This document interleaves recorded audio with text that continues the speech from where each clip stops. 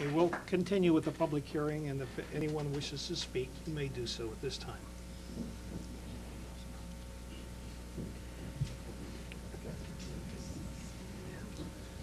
Okay, since there are no other individuals that wish to participate in this public hearing, we will accept a motion to close the public hearing. Second. Okay, it's been regularly moved in second. Madam Secretary, please call the roll. Mrs. Marshall? Yes. Mr. Mitchell? Yes. Mr. Thomas? Yes. Mr. Myers? Yes. Mr. Berkey? Yes. Commissioner Drella? Yes. Mr. McLaughlin? Yes. Chairman Shalaka? Yes. Okay, at this time, before we vote, before we move on, are there any other questions that the planning board may have? Yes. You have a question?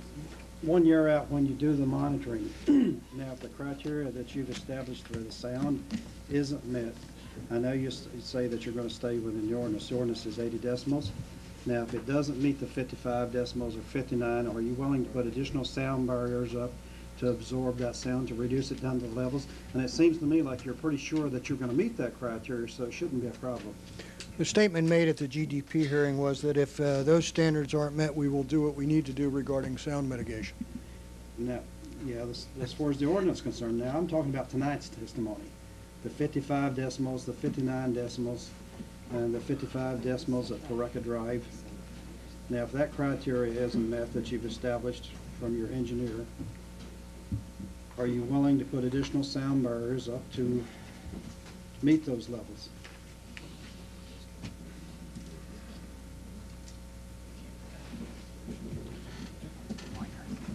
You're asking them to go beyond the ordinance.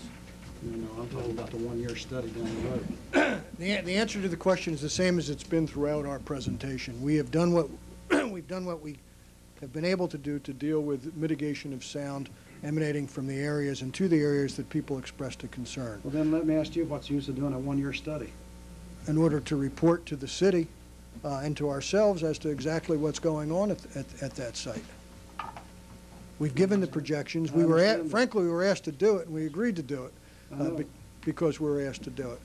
But if I'm not mistaken, Mr. Wodlinger was asked back in November 2004, and through all this process with all the meetings, yes, if I'm not mistaken, that you will do everything you can to comply with the 80 decibel, which is set into the ordinance. right. But you have gone above and beyond to try to mitigate the sound down to 55, 50, 45 to the best of your abilities for all the neighborhoods involved, based on all the studies being done by Mr. Shropshire, and I know there's other people that have been studying the sound as well. I guess, I don't know if Mr. Myers, if I understand, you're asking them to commit to keeping it at 55 decibels? No, what I'm saying is, at the light bulb curve, they show some sound barriers up there. Mm-hmm. If those aren't sufficient to bring the levels down, are you willing to add more sound barriers at the light bulb curve? That's all I'm asking. We've already stated that if we don't meet the I know your answer's pat. You say the same thing over and over. well, that's the answer. If they don't meet the 80, yeah, they would have to by law, by the ordinance. I understand that. Okay. Are there any? I wonder if, I guess it's a strange question, but I would direct this at Mr. Shropshire.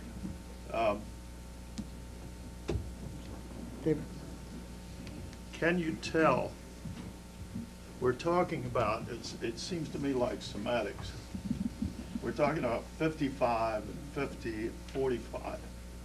Can the average person discern the difference in 50 and 55 dB? No.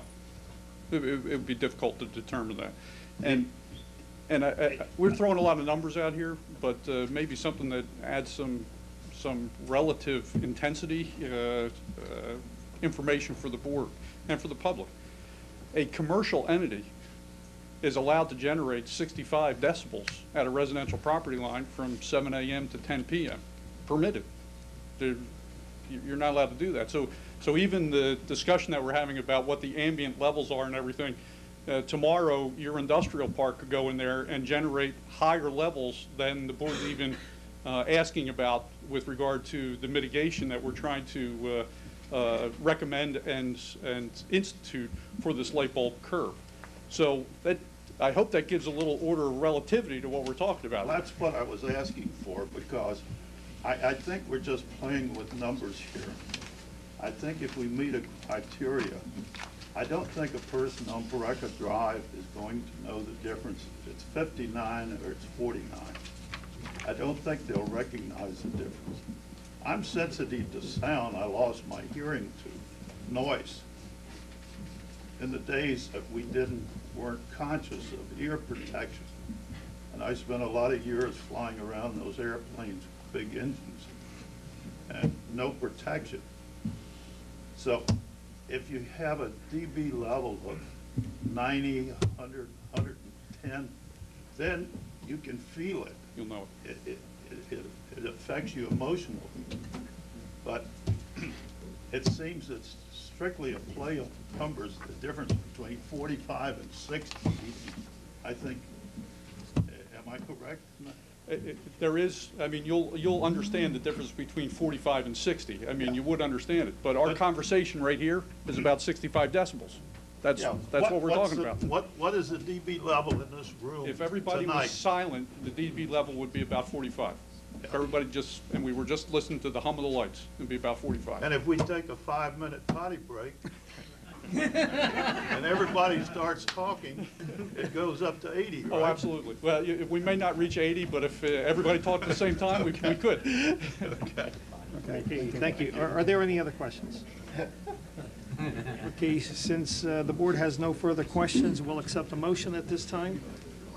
I'll move that we approve this site plan for preliminary and final for the Phase 1, and the applicant has agreed to the engineering report as otherwise stated. The engineering report is dated November 8th.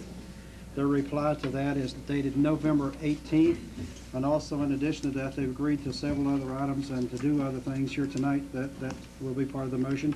And one specifically is that they will add the trash to the plan, trash removal, trash storage. And the buffering and landscaping will be added to the drawings and depicted in a better picture. I proudly Okay, second we have the a motion. Is there a second? Got it. Too late. Okay, we have a motion and we have a second. Any other questions or comments? If not, Madam Secretary, please call the roll. Mr. McLaughlin? I have a two answer for this. The first one is, ladies and gentlemen, start your engines. Yes.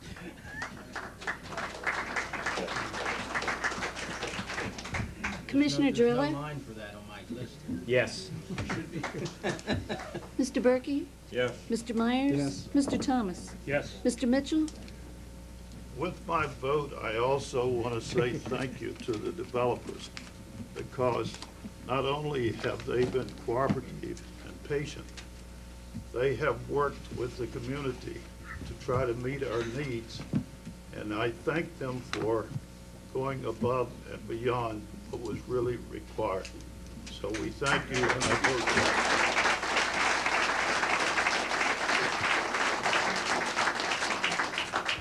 yes. Mrs. Marshall? It's with great pleasure and an eye toward the future of Cumberland County that I vote yes. Chairman Schlocko? Mr. Garrison hit the nail on the head when he